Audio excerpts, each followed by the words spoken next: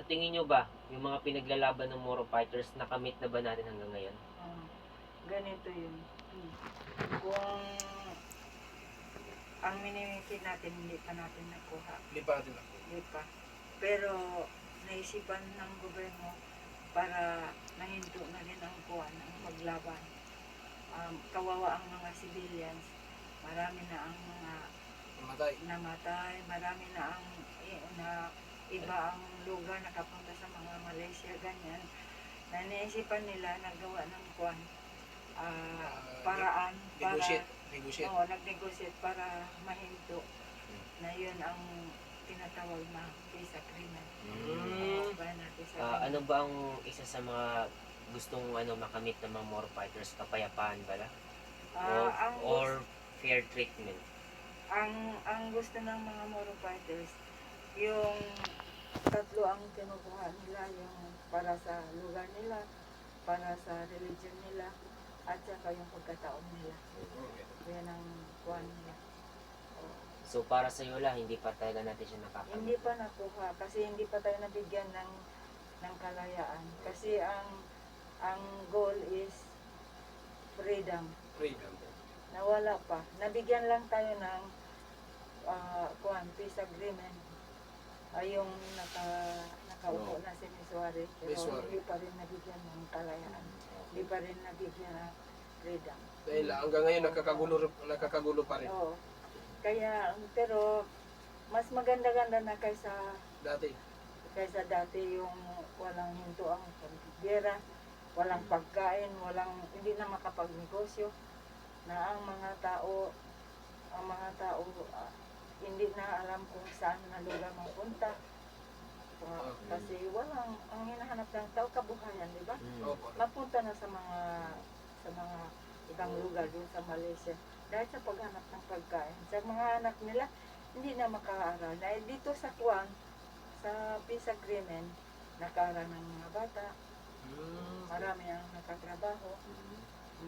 Pero totally di pa tayo Hindi pa. Kasi hindi pa tayo, wala pa tayo nabigyan ng kalayaan. Hindi pa sa atin ang Kuwang. Kasi pag kalayaan, ibig sabihin, na tayo nang mamahala ng mga produkto natin, yung mga yung mga lahat ng mga bigay sa atin, yung mga donation sa atin, direct na dito sa atin, na hindi padadaan pa doon sa gobyerno.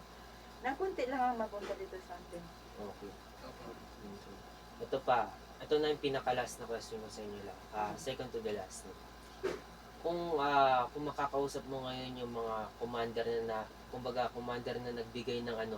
nagbigay ng sakripisyo, paano mo sila papasalamatan? Ganon? Paano mo sila papasalamatan? Kung magpasalamat tayo sa kanila, taos puso natin pasasalamatan kasi dahil sa kanila, kahit kunting kahit kunting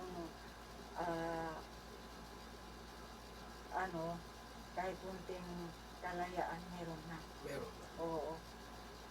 Kaysa noon, wala talaga. Oo, nagatago ka, walang pagkain, walang pagnegosyo, walang pag-school ng mga bata, wala talaga. Ngayon, mayroon na.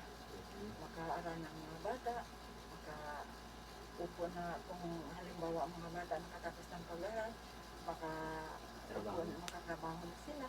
Yun ang kuwan. Kumbaga dahil sa sacrifices nila, nagkaroon tayo ng mga karapatan, lalo na sa mga kamusliman. Kasi hindi tayo makita ng gobyerno kung hindi tayo naglalaban. O hindi, wala yung panahon noon, wala nakaupo na Muslim senator, wala, hindi tayo nagiging head.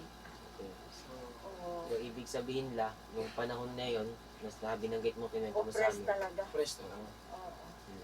Ibig sabihin talaga, maliit talaga ang tingin sa ating mga kamusliman. Oo. Tayo ang nasa politik. Oo. Pag mabigyan tayo ng kalayaan, halimbawa, nasa atin na ang gobyerno ng nasa Mindanao. Diretso na ang mga mga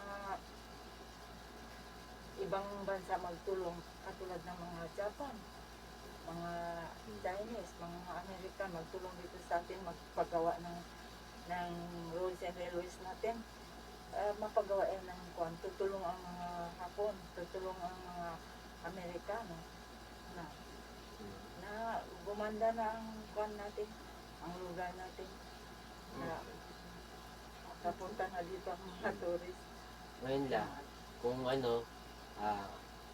kung makakausap mo ngayon yung mga tawag dito, yung mga batang Moro, ano masasabi mo sa kanila? Yung mga batang Moro. Yung mga nagsakripisyo para Hindi. magkaroon tayo ng karapatan. I mean, yung mga batang Moro ngayon, katulad natin, Oo. mga ganyan. Ano masasabi nyo? Sa mga kabataan. Mga aral ng mga batang Moro. Ito ang ituturo ko sa mga kabataan. Kaya pagbutihin nila ang pag-aral dahil sa mga apo nila ba or tatay nila nangyari ang pag-sacrifice. Dahil sa pag-sacrifice na yon, bago na kahit kunting kalayaan meron na tayo. Kaya kailangan natin kung meron na tayo pagkakataon mag-aral mabuti para makatrabaho, para makaupo sa magandang upuan, para hindi tayo makalasap ng mga ninuno natin. Mga pamamaliit. Oo. So para hindi rin masay yung sakripisyo nila. Oo. Oo. Para May patutunguhan, yun, oo. para may patutunguhan yung sakripisyo nila. Oo. No? So yun lang lang, no? Maraming salamat Maraming po salamat po. sa pagtanggap ng namin ito na kumbaga binigyan nyo kami ng time para dito and pumayag po kayo kahit yung istorya nito medyo siya. Maraming salamat po sa yun.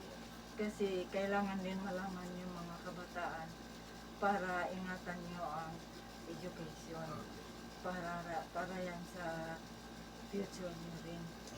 Oo. Nagsakripisyo ang mga Moro dahilan sa inyo. Opo. Pinagsakripisyo nila ang dugo nila Para sa dahilan sa inyo. Oo, hindi yan para sa kanila, para sa Next generation. para sa mga kabataan. Maraming salamat la. Ako po si Dato Tasuloy sa Family Third.